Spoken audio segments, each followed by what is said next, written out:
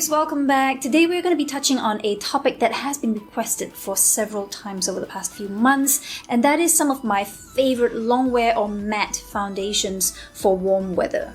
I do want to preface this by saying that everyone has very different opinions. You have different skin types, we use different kinds of skincare, we may live in different environments, and at the end of the day we have very different expectations of how foundation should sit and wear on the skin. Today's list is by no means an exhaustive list. This is not all the great matte longwear foundations. These are just the ones that I've tried that have worked well for me. If you have personal favorites that are not in my list, please go ahead and tell me what it is in the comments below and why, because I always want to know. And if I happen to mention a foundation that you hate, please do not take it personally. Some people get offended at the strangest things. We are all allowed to have different opinions, and life is too short to get angry about such unimportant things. Before I forget, I do want to point out that I have combination dry skin, meaning I have areas that are dry and some areas that are normal. Around my nose and inner cheek area, this section is just a little bit oilier than the rest of my face, but mostly I am normal to dry. Starting with a couple of drugstore options. Now, the conspicuous absence here is Revlon Colorstay. I do like their formulas. I like both the squeeze tube maximum cover, and I also like the regular pump bottle Colorstay foundation. Now, I cannot find a very good shade match here in Singapore, so that's kind of an honorary mention. This is a common issue in many parts of the world where, we bring in a very, very small shade selection and then just nothing fits.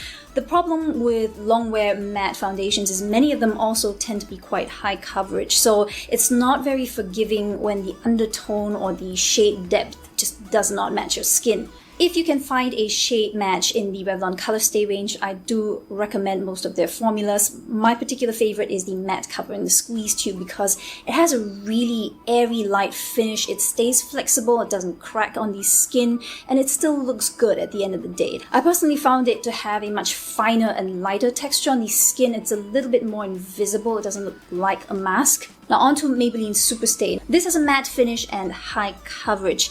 Not camouflage level high, but still on the higher end. So if you have a lot of texture and discolorations on your skin, acne, scars and all that, this is a foundation formula that can take care of most of it, and you would just need to top up a little bit more with full coverage concealer where needed. Now I'm between the shades 120 and 128. I do have to mix both of these. Now you can see it very immediately taking down the shine level on my skin. Now because of the lights, you're going to see most of these foundations bounce back a bit of light, but just comparing this and this, you can see that it's immediately taken down a lot of the glow from my skin. What I do like about this formula though is for how long wearing and high coverage it is, it's not 100% flat matte. You do get a tiny bit of a luminosity and skin-like texture left after applying this. Now the next foundation I would recommend from the drugstore is the new Infallible 24-hour matte cover from L'Oreal. Now this is the new one in the updated squeeze tube, and I did a full-length review of this on my channel a while back, so I'll try and put a card above if you want to go there. Now the L'Oreal does take a minute or so to fully dry down, so it does get a little bit more matte after a while, but it does have a bit more glow on the surface of the skin compared to the Maybelline. Just a quick tip, if you want to build up any of these matte longwear foundations, make sure you let the first coat dry first, and then as you are layering on more, make sure you do a patting motion to build up the coverage, because if you rub or start buffing with a brush or sponge, you're just going to shift and make the bottom layer a little bit cakey and patchy. So if you have normal to dry skin, but you still want that matte perfected finish, then these might be the two to go and check out. This first one I think is an Asia exclusive. It's the Chanel Le Blanc Light Revealing Whitening Fluid Foundation. Now I know a lot of people don't like the word whitening in their makeup products. Trust me, this is not going to make you look whiter, and it really isn't racially charged. It's really just East Asian terminology and the way that we like to depict unblemished, sun-damaged skin. I do personally feel that in this day and age when every market is kind of globalized now, we should be a little bit sensitive to it and start shifting to terminologies like skin brightening, skin evening rather than whitening, but that's just me. Now, I actually stumbled on this because I was looking for a sort of serum or skincare infused foundation that's going to protect me a little bit from the elements, but this turned out to be one of those that really just looks perfect for hours and hours and hours. It's what I call a luminous matte formula in the sense that it really blurs texture and pores, it takes down a bit of shine, but it doesn't look too much like a mask. Now, I'm using the shade B20 and it does set maybe half a tone deeper. But after that, this is not a formula that oxidizes throughout the day. This is what I would call more of a soft matte or demi-matte finish. It has a tendency to pick up on whatever skin texture you have underneath. So if your natural skin is quite matte, then this will look more matte. And if yours is kind of sort of dewy looking like mine, then it will tend to come off just slightly more dewy looking on you. Strictly speaking, if you have oilier skin, you will not consider this a truly matte foundation. I just feel like I need to include this because it is so good on long days for combination slightly dry skins, and it just does not oxidize. At the end of the day, if you just blot the oil away, your makeup still looks fresh and perfect. Armani Power Fabric is one that I consider a little bit similar to the Chanel in the sense that it feels quite nice even on dry spots. It has a soft matte kind of luminous finish. Now, there are a couple of cons to this formula compared to the Chanel, one being the very, very strong floral fragrance. If you're sensitive to smells or you just don't want to use anything with a strong fragrance, then this is out. Also, this has more of a tendency to oxidize a little bit throughout the day, whereas this one just stays this color for the entire day. This will end up maybe, half a shade to one shade deeper or a little bit warmer, more orange by the end of the day. It's not really bad. This never goes the extent of some MAC foundation formulas on me, but just be aware that, there may be a bit of a change as the day wears on. Now, the next two are cult classics and they are top sellers for their respective brands. This one is Estee Lauder's Double Wear Stay in Place Makeup. I think this is one of those foundations that you would have heard of so many times over the years that most people with oily skins or who want long wear makeup would have probably tried this by a certain point in their makeup journey. This does not suit my skin personally, but I still want to recommend it because it does what it's supposed to do really, really well if you have oily to normal combination skin. This is one of those formulas that really frustrates me because it looks so gorgeous going on. It's got fantastic coverage, but it still looks quite natural looking, not flat mask-like matte on the skin. My skin, for some weird reason, starts to produce more oil when I use this formula, and over the day, it just starts to look more and more heavy, more and more caked on. If you can handle this formula, if you have slightly oilier skin, I say this is one of the first high-end formulas that you should check out if you are concerned with long wear. If I didn't mention this also sets about half a shade to one shade deeper, so be careful when you are testing or trying on shades in the store. Also, I do find that this does oxidize just a little bit, especially on warmer days if you're sweating more. The next classic is Lancome's Teint Idole Ultra Wear. This is a reformulation of the original Teint Idole. They've updated it to make the pigments a little bit finer and the formula a little bit lighter on the skin. Now, I'm using shade 011 and I do find that this is a formula that sets about one shade deeper, similar to the Double Wear from Estee Lauder. However, this does not oxidize too much throughout the day, not that I found anyway. The coverage is also slightly lighter than the Double Wear, but it's also buildable. Both of these formulas have great cushion versions as well. This one is Estee Lauder's Double Wear Cushion BB, and I also have the Teint Idole Ultra Cushion. I do consider these to be slightly lighter coverage and lighter on the skin than the traditional foundation formulas. So if you prefer a fresher look, more of a demi-matte or satiny finish, then you may want to go for the cushions over the liquid foundations. But these will not wear as long as the traditional long wear liquids. Obviously, this formula does suit my drier skin a bit more than the liquid. I'll compare it to the Teint Idole cushion on this side. Now, this was received in PR, so the shade I think is just slightly too pale for me. Now you can see from the level of glow that this is decidedly different from the usual formula. Now, ignoring the fact that this is obviously one shade too light for me, this also has that beautiful satiny glow that the Double Wear BB cushion has. So if you want that soft focus effect and a luminous matte finish, then I would pick this one. While we are on the topic of long wear cushions, it would be blasphemy not to include HERA's Black Cushion. Now, if you're not aware, a big majority of the cushions available on the market today, regardless of which brand or which country you buy it from, are made mostly in Korea. Typically, formulas made by Korean brands for the Korean market tend to be on the much dewier side.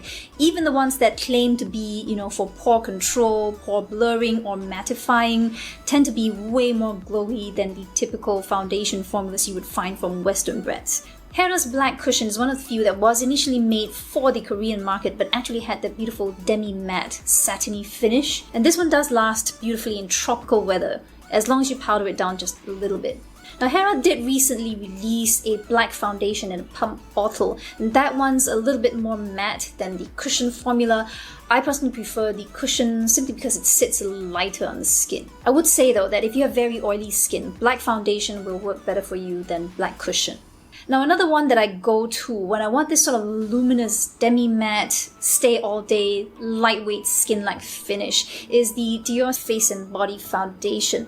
Now, typically face and body foundations have a very watery light texture and they form this kind of shiny film on the surface of the skin after going on.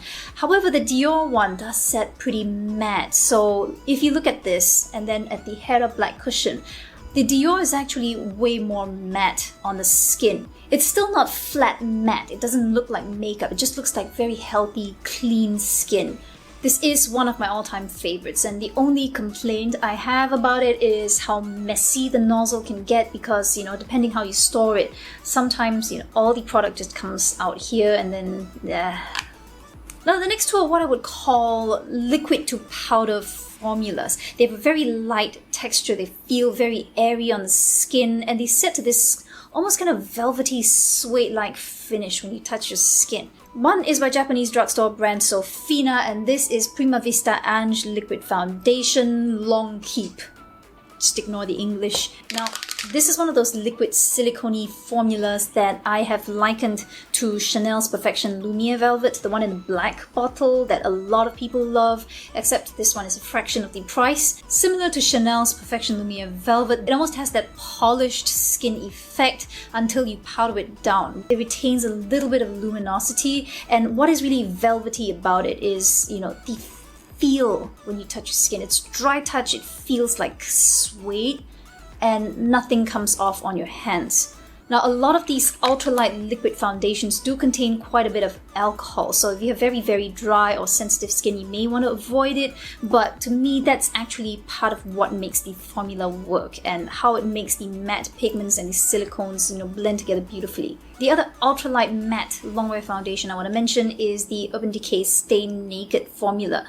Now, I was matched to a 20WY, which I think is a little bit too pale for me, but this is one of those strange shade ranges where I couldn't find an exact match. The next shade down was way too deep, and rule of thumb, if you ever find yourself stuck between two shades, is to go for the slightly lighter one because there are lots of bronzing mixers and also bronzing powders you can use to take the color up a little. Versus, wearing a shade that is way too dark, you cannot really correct it. So now that it's on, the shade doesn't look too bad.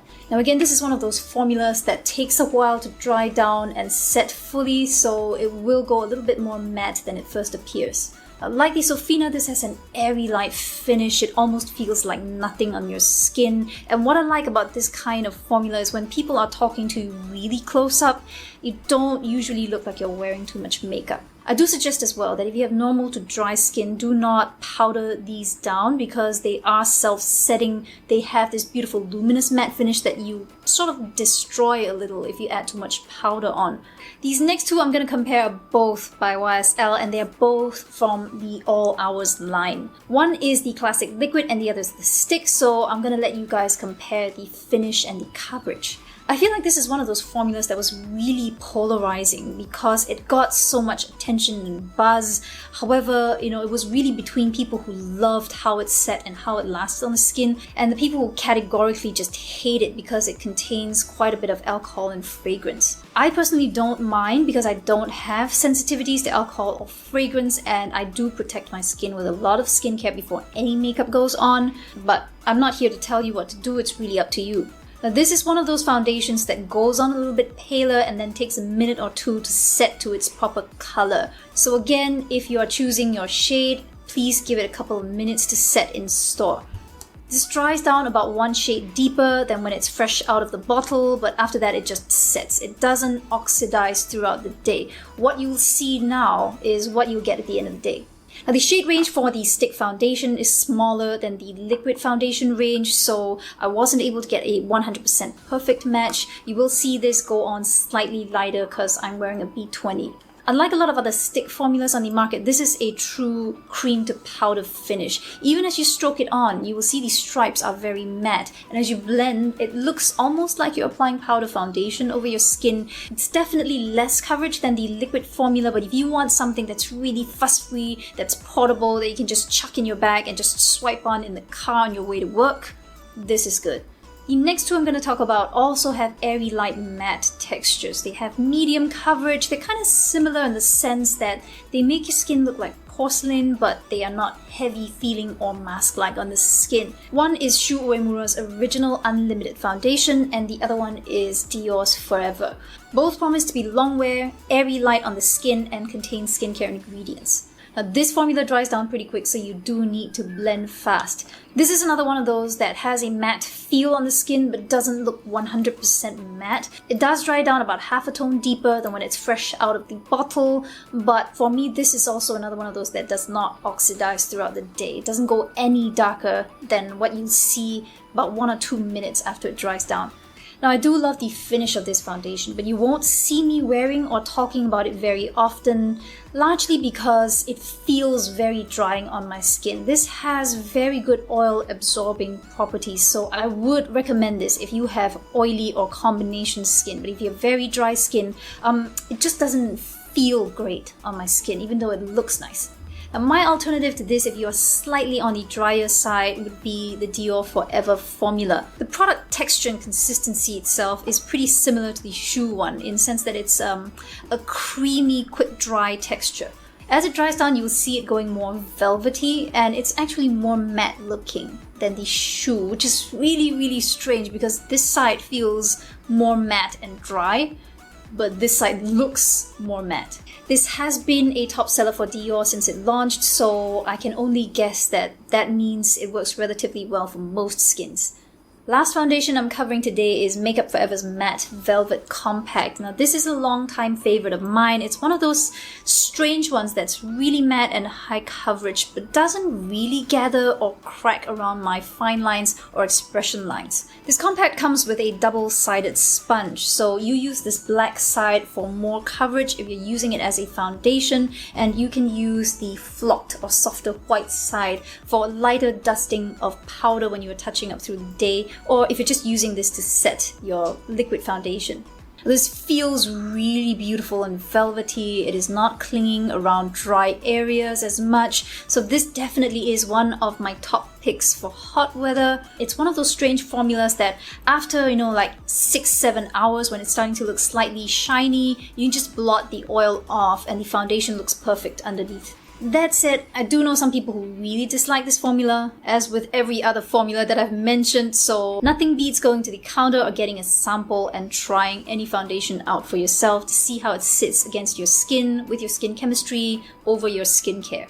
And that's it, my list of long-wearing foundations that I will pull out when it's really hot and I want my skin to look good for, a long day out. My skin is never going to be exactly the same as yours, so I'm sure there are going to be a lot of differences in opinion. As always, if you have favorites to recommend, please put it in the comments below, and also tell us what kind of skin type you have. That might be really helpful for other people as well who may be watching this video and have a similar skin type to yours. And that's it. I'm not gonna keep you guys any longer. I need to wash this makeup off and put on some cream because the repeat removal of longwear foundations is making it really, really sore. I'll see you soon. Bye.